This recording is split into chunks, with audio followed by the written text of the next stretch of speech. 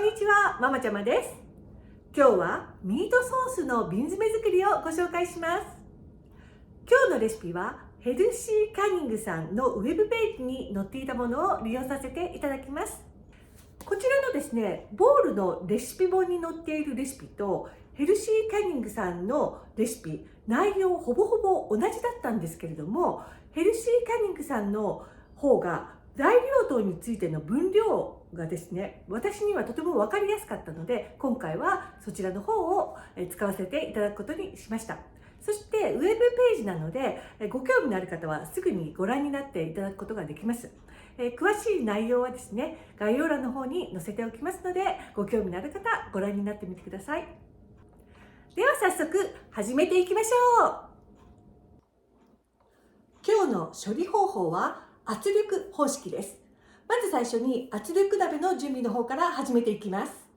鍋の方にはすでにラックを入れて、お水3クォート約3リッターと中の黒ずみを防ぐためのお酢を大さじ2杯すでに入れてあります。はい、そこからこちら本日使う瓶はクォートサイズの瓶、約1リッター入る瓶をレシピには3瓶というふうに書かれているんですけれども、いつもちょっと余るので4瓶温めておこうかなというふうに思います。で、瓶の中に半分ほどのお水を入れたものをですね、こちらの中に入れていきます。続いて蓋を乗せます。この段階では乗せるだけです。完全には閉めません。火をつけます。弱火です。はい、こちらの中がですね、華氏180度、摂氏82度になったら最低でも10分間ほど瓶を温めます。そして瓶詰め作業がすべて終わるまでは保温状態をそのまま保ちます。続いてミートソースを作ります。フライパンに油を少量引きます。はい、火をつけます。今回牛のひき肉 2.5kg です。すごい量ですね。で、レシピにはですね、牛のひき肉でも豚のひき肉でもいいというふうに書かれてあります。ではこちらを炒めていきます。よいしょ。では肉を入れていきます。重い。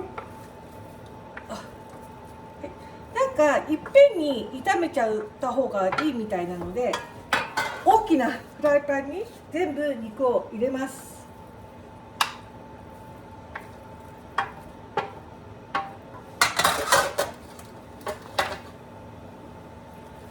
どのくらいまで炒めるのかっていうと、ブラウンになるまでということなので、普通に炒めちゃっていいのだと思います。ひき肉が炒まりましたので、これからですね、油をできるだけ取り除いた方がいいようなので、ボウルの方に一度移し替えたいと思います。今回ですね、レシピにひき肉はできるだけ脂肪分が少ないものというふうに書かれていて、こちらのひき肉はですね、脂肪分少なめのものを選んでるんですけど、それでも結構出てるようなので、これはしっかり取った方が後々いいと思います。ボウルに移し替えたひき肉を8リットル以上入る大きな鍋の方に入れていきます。次に粗いみじん切りにした玉ねぎを 300g 加えます。グリーンベルペッパー、緑のパプリカですね、こちらが 150g 入ります。こちらも粗いみじん切りです。はい、そして炒めていきます。火をつけないと、火は中火ぐらいでいいんじゃないでしょうか。そして、野菜が柔らかくなるまで、炒めます。玉ねぎが透き通ってきましたので、もう野菜は柔らかいと思います。ではここでカットトマトですね、こちらを 2.5 リッター入れます。缶のカットトマトで汁ごとすべてですね入れて 2.5 リッターです。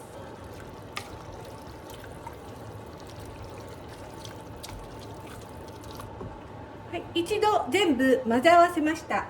次にトマトペースト、こちらをですね 650ml 入れていきます。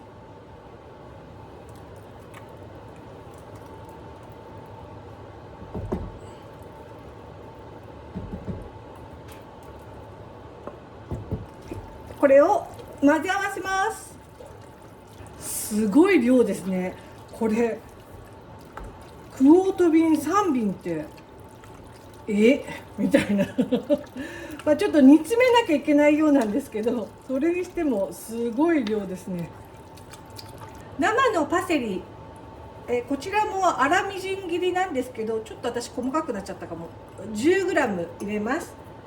私はイタリアンパセリを入れました。続いてブラウンシュガー大さじ2杯入れます。塩が小さじ4。ドライハーブはお好みでいいそうで大さじ1です。黒胡椒をひいたものですね。これが小さじ1/2。乾燥した生姜、こちらもひいたものを小さじ1/2。オールスパイス、こちらも小さじ1/2。そして最後にお酢を大さじ2杯です。今日私は、どんなお酢でもいいというふうに書かれていたので、レッドワインビネガーを使います。これをすべて混ぜ合わせます。今沸騰してきました。ちょっと弱めますね、火を。で、レシピには、ここからですね、少し濃くなるまで煮るっていうふうに書かれているだけなんですね。で、今の状態でもかなりこう濃い感じのミートソースなんですけれども、さらに少し濃くなるまで煮る。果たして何分か書いてないんですよ。わからないので、とりあえず前にチリコンカンやった時は20分ぐらい煮てるんですよね。だから、今回も一応最初20分すごく弱火でプツプツ煮て状態を見てみたいというふうに思います。時々かき混ぜながら弱火でだいたい35分ぐらい煮込みました。20分経過してから見たところ、なんかどう見てもすごい量なんですよね。で、レシピにはワンクォート約1リットルの瓶を3本っていうふうに書いてあるんですけど、いやすごい量でしょと思って、だからもうちょっと長めに煮込みました。でも完全に出来上がってますので、ちょっと味見をしてみたいと思います。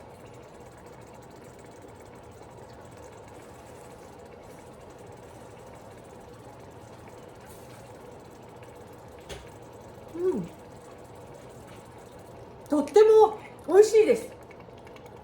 もうちょっと塩を入れてもいいかなっていうような感じはあるんですけれども、食べる時にもうちょっと味の調整をすればいいと思うので、瓶詰め作りではこれで十分だと思います。とても美味しいです。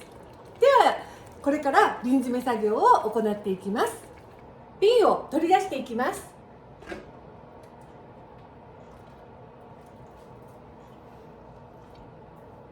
10分ほど温めて、すでに保温状態にあります。で、瓶の中に入っているまずはお湯を出します。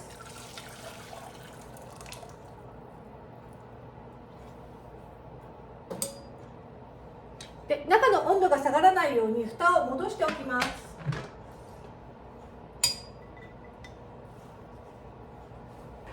広口上後を乗せて入れていきます。今回のヘッドスペースは1インチ約 2.5 センチ、今回のレシピには3センチとも書かれているので、2.5 から3センチヘッドスペースを取ります。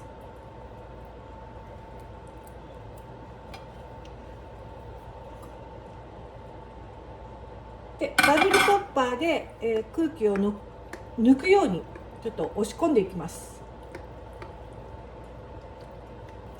ちょっと一度測ってみますね。もうちょこっと乗っけてもいいような感じですね。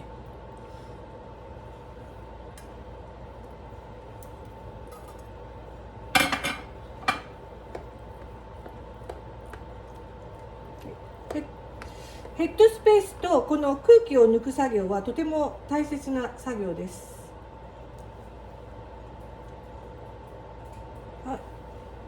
2.5 から3センチということでいいんじゃないでしょうか。はい。そしたらキッチンペーパーに少しお酢を湿らせて縁を拭いていきます。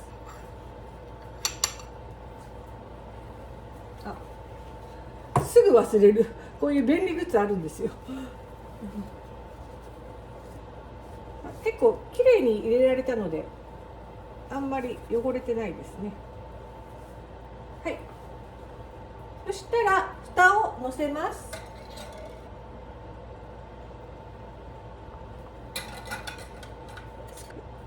スクリューバンドをフィンガーティップタイトで締めます。スッと止まるところがあります。はい、止まったところからもう少し締めます。はい、これで OK です。はい、では鍋の方に戻します。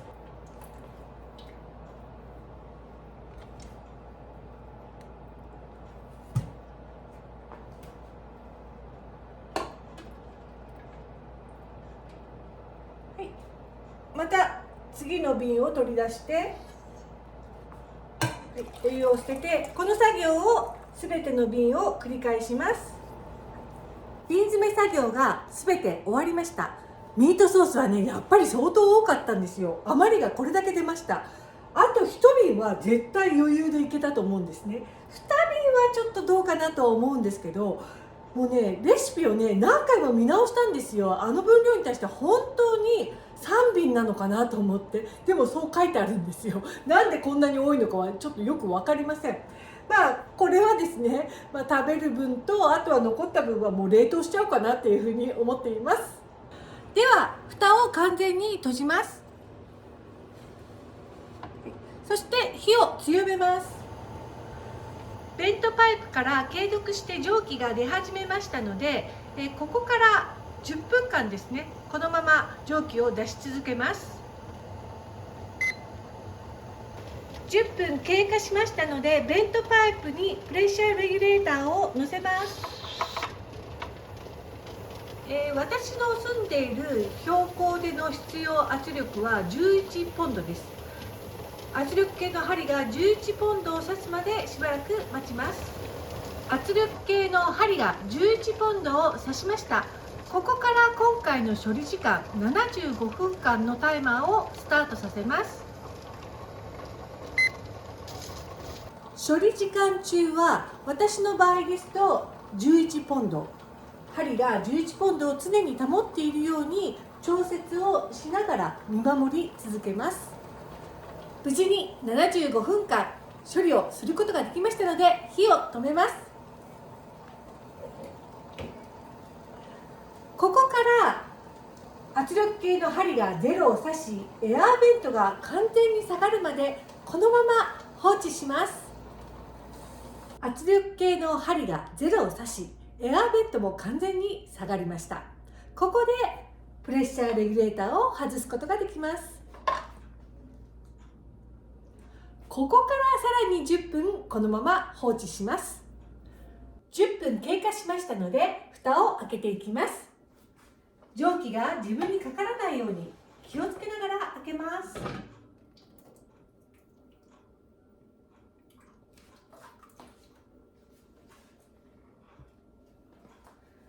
瓶を取り出していきます。やっぱりまたね、中の方が結構ミートソースが液体が出ちゃってるので、キッチンペーパーを下に置いて出していきたいと思います。はい、瓶の間隔は、1インチから2インチ、約 2.5 センチから5センチぐらいを開けておくようにしていきます。瓶を取り出した後の鍋の中はこんな感じです。ミートソースの液体が結構飛び出しちゃってますね。蓋がちゃんと閉まるかどうか心配ですが、チリコンカンの時も大丈夫だったので、きっと大丈夫だと信じたいと思います。このまま常温で12時間から24時間放置し、その後蓋が完全に密閉されているかどうかの確認作業をしていきます。20時間ほど経過しましたので、これから蓋の確認作業を行っていきます。まず最初にスクリューバンドをすべて外していきます。いや、すごいベタベタです。こんな感じでものすごい中身が染み出しちゃってますね。今までで一番かもしれない。密閉されていない蓋の中央部分を押すとこのような音がします。はい、では、こちらの蓋をですね、中央部分を押していきます。